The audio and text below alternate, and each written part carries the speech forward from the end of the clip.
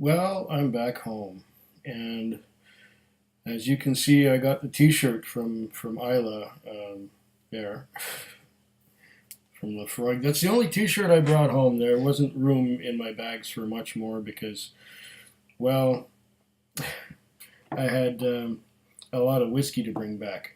But waiting for me in my mailbox when I got home was a package containing this little guy with a C on it, or maybe I got that backwards. Maybe the C is supposed to be this way, I guess. Yeah. And another one with a W on it. And I knew for sure it was a W, not a M.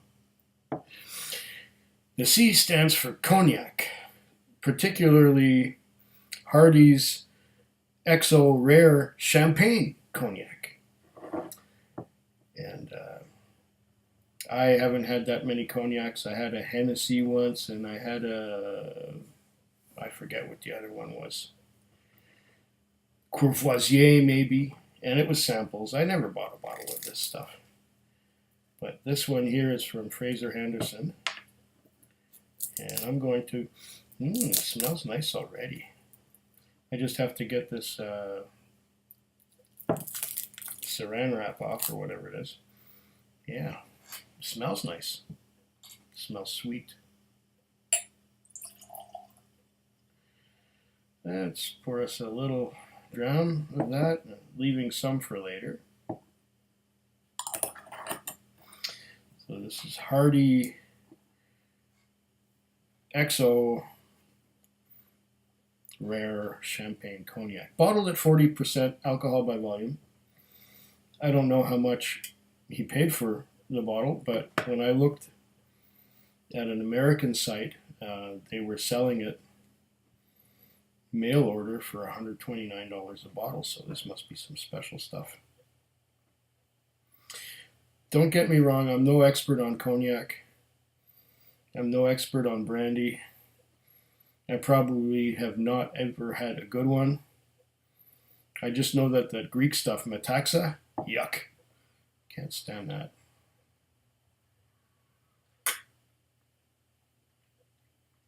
But this is XO, extra old.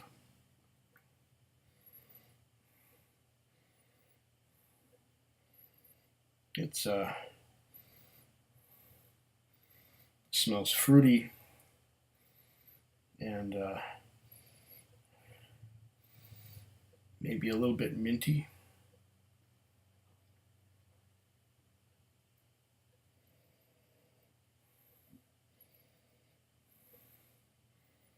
And I'm sure I'm getting some tannins from the wood.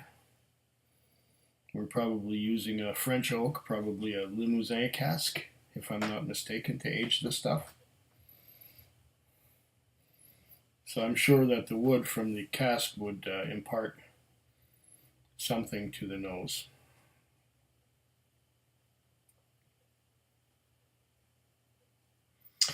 Maybe it's not a wise thing to start with this stuff, with the cognac, but it's at 40%. Can we use legs to define it?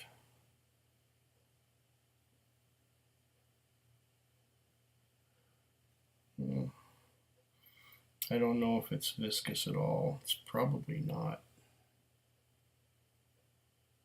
Not very. It runs down right like a sheet. Yeah, it has some legs, but they don't hang on that long. They come right down. You see those drops dropping down.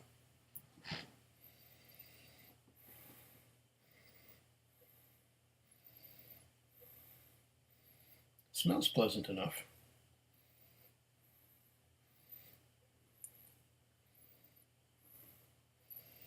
It smells a little bit like, okay, I don't have that many things to draw on in way of experience, but I have some Slivovitz in the refrigerator, which I've got about half a bottle left, and it's been in the refrigerator for a couple of years.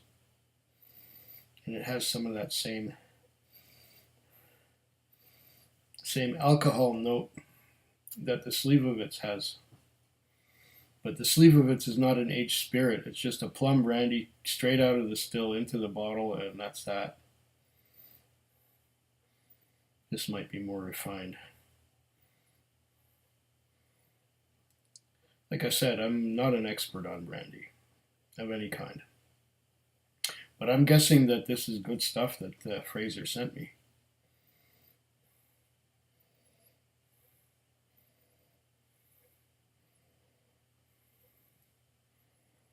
Yeah, I could keep nosing that a little more. It's fruity.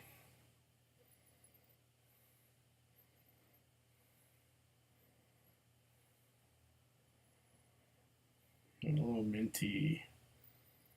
A little woody. At least I'm getting some tannins from the wood.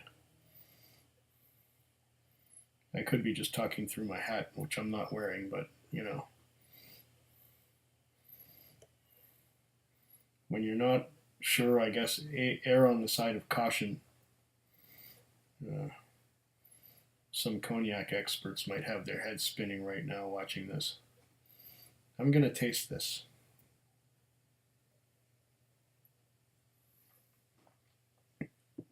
Mm.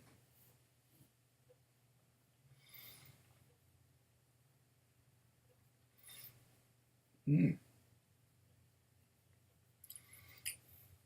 Mm.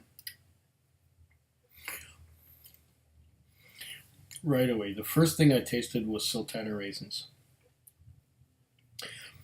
I'm still getting a raisiny kind of thing right now. Raisiny, fruity. Sultana raisins. Something a little bit minty. Um, it's not as sweet as I thought it would be, and it's quite viscous. It's not acidic at all. It's more of a basic slippery mouthfeel. There's a tingle on the sides and on the tip of my tongue from, I don't know if it's from bitterness from the wood tannins, or I don't know enough about cognac, but this is quite pleasant. It coats the tongue, it coats the mouth with that sultana and prune kind of flavor, and it finishes dry. It finishes dry, but it's still hanging on. I'm still getting these prunes hanging on. The sultanas seem to have faded off to the sides, and now I'm just getting prune and dryness. It's a little bit astringent towards the end, but not unpleasantly so. Wow, this is not bad.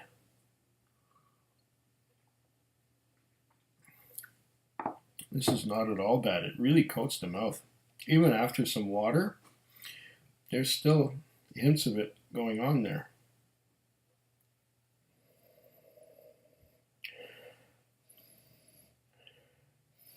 I'm still getting a little bit of that spearmint on the nose. And oddly enough, what you get on the nose does not uh, foreshadow. Although now that I've had some in my mouth, I'm getting more of that prune and sultana kind of thing. Nothing at all grainy about it because it's just the wine that was distilled. It's distilled wine basically, but then aged.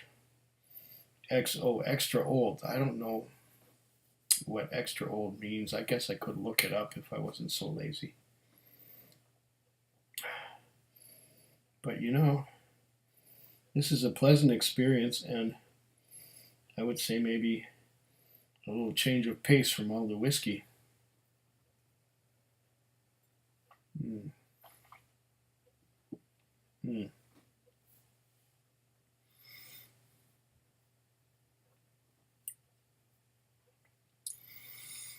That is delicious.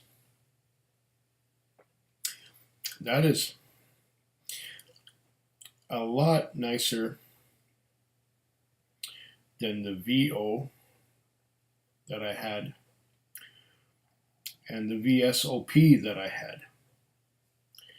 I could If I wasn't into whiskey so much, I could get used to this. In fact, I could still get used to this. I will have to try more, but maybe I'll wait a few years to get deeply into this stuff because there's so many whiskeys still to try that this is smooth. This coats the mouth. It has a long finish. It has a pleasant taste. It tingles the tongue. It checks enough boxes to make it worthwhile. There is nothing at all harsh or unpleasant about this at all. Nothing at all like that. It is just a fine experience. It's delicious. Yeah. You might have made a convert to finer cognac. I don't know if I'd go and spend $129 for a bottle of this, but if I did, I would take the occasional dram and enjoy it as a change of pace from my usual whiskeys, because I would have a Scotch and a blended Scotch maybe, and then I'd have a Highland Scotch, and then I'd have an Irish whiskey, and then I'd have something Canadian, and then maybe I'd go Japanese, and it's still whiskey. Not that that's a bad thing, but for a bigger change of pace, I would recommend this. I'm going to stop hemming and hawing and wasting your time. Say santé. Food Quig. Food Quig. Food Quig. Food Quig. Food quick. Yeah.